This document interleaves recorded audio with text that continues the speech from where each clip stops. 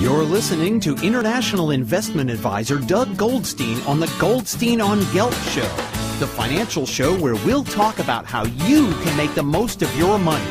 With all the confusing financial chatter bombarding you each and every day, Goldstein on Gelt will give you the practical information you want and need about living a financially stable life. Here's your host, money maven Doug Goldstein.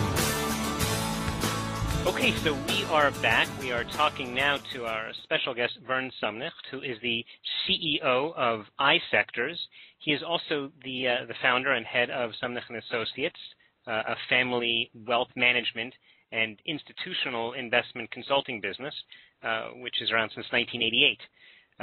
In 2005, 2006, 2007, Vern was honored as one of the nation's top money managers. He was considered the top 100 wealth advisors in Robb Report's Worth magazine, and the firm has been ranked among the nation's top 100 wealth managers by Bloomberg for 3 years in a row.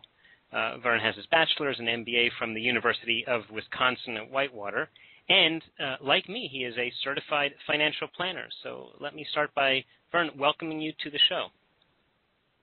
Thank you, Doug.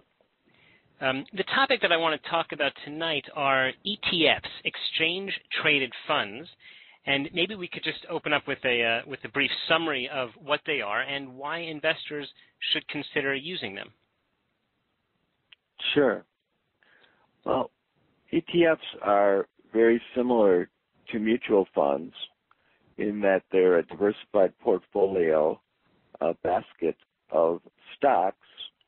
ETFs have traditionally been index funds, that is unmanaged, passively managed, I guess, portfolios of stocks.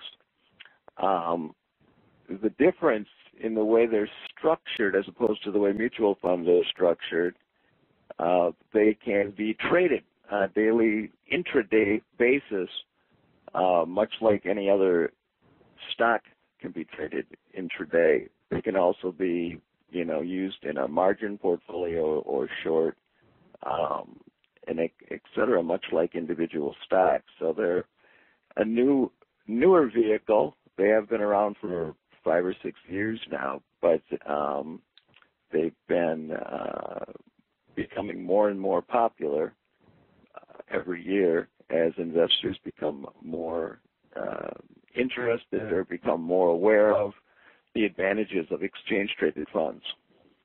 Okay. Can you go over some of those advantages for why investors might want to be using them? Sure. I think one of the main advantages is cost. Exchange-traded funds have a substantially lower cost than mutual funds.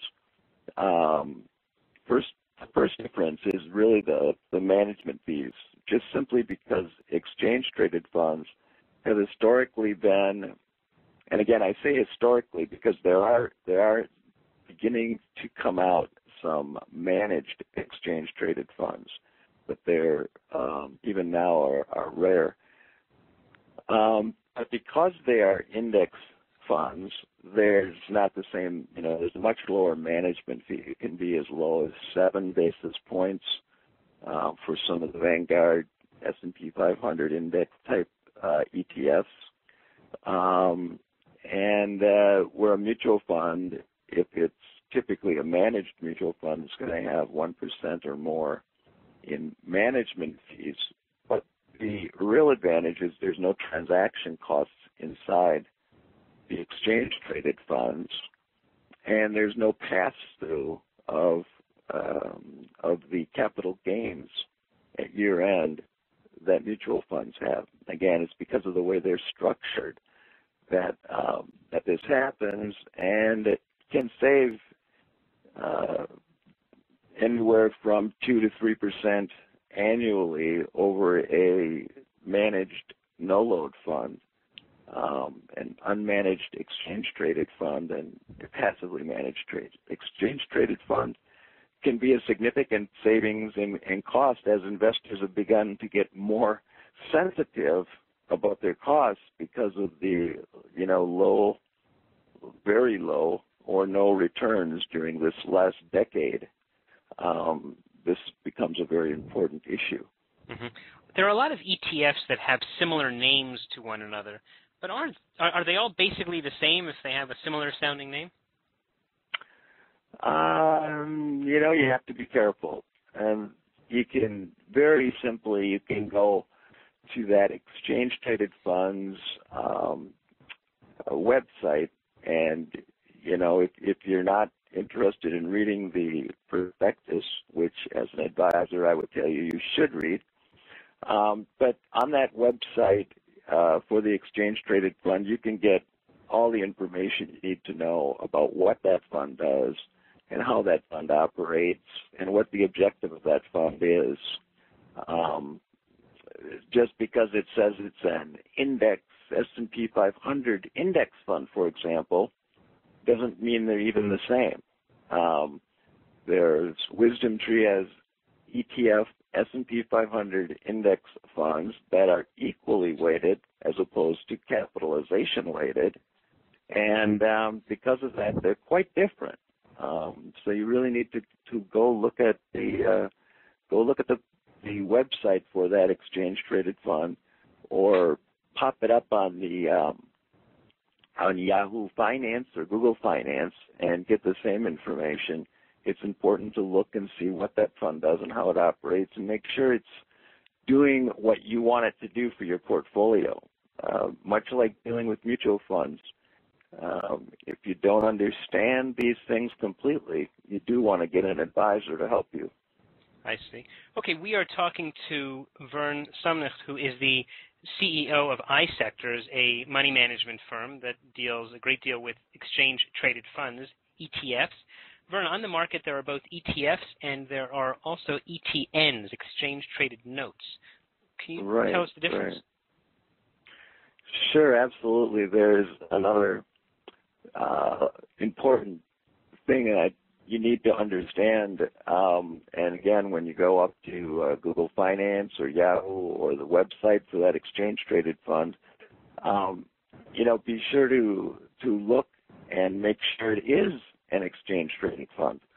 What Doug is talking about or asking about are exchange-traded notes, ETNs, and these are there's an additional risk with ETNs because there is a bank that's behind them. The typical structure for ETNs, or the typical type of securities that ETNs are used for, are commodity type securities. And essentially, it's the ETN borrows money from a bank and then develops their portfolio. But in the end, what's important to the investor is to know that there's a third-party risk here, that bank.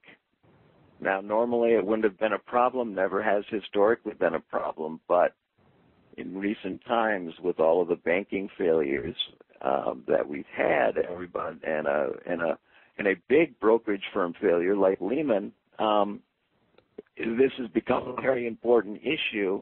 Again, I think if you're going to buy ETNs, get involved in commodity exchange-traded notes, you may want to contact your advisor and have him look at what the actual risk may be from that underlying bank or that third party.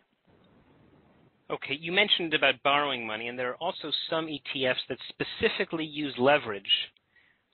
Are they appropriate for individual investors? Right. Well, they can be if it's the proper thing for your portfolio. I don't think that, again, this is something investors want to be careful if they're buying an index fund.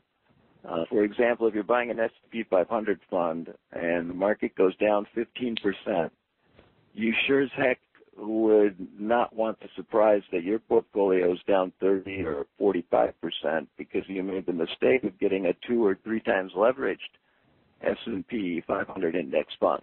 Mm-hmm. That'd be a bad surprise. And again, this is something, if you're not familiar, if you don't feel confident, you may want to contact your advisor.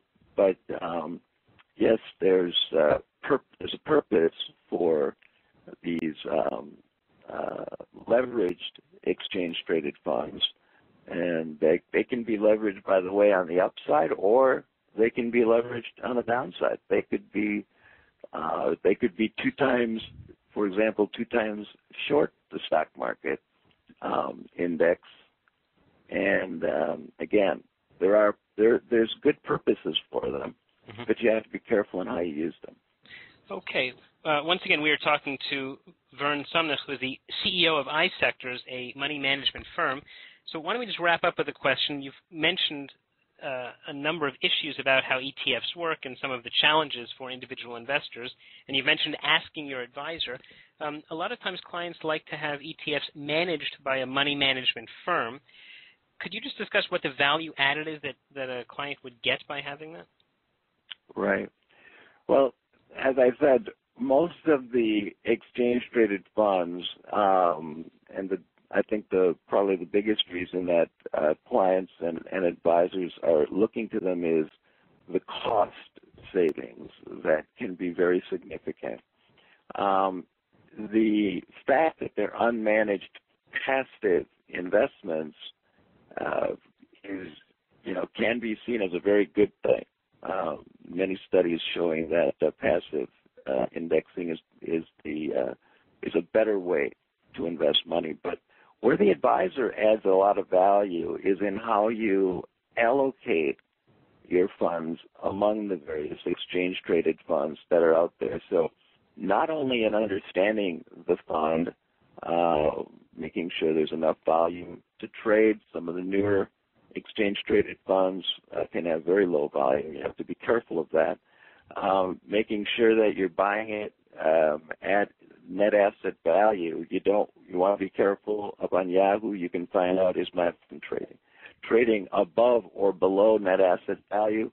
Exchange-traded funds are pretty good at staying at net asset value, but you have to be careful, and you don't want to be surprised.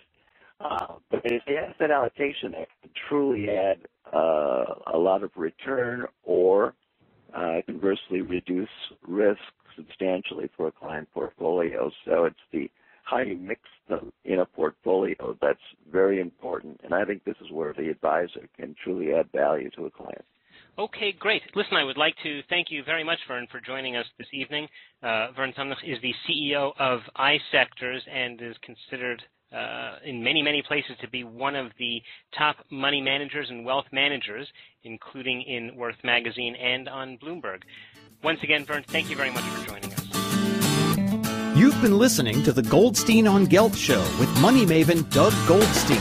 Doug's weekly radio show is heard around the world, but if you miss it, you can download the podcast at www.goldsteinongelt.com. The Goldstein on Gelt Show gives you up-to-date financial ideas so you can get on the path to financial freedom. If you'd like your questions answered on the air or off, send Doug an email to doug@profile-financial.com. It's your money for your future, so join Doug every week to build your wealth on the Goldstein on Gelt Show.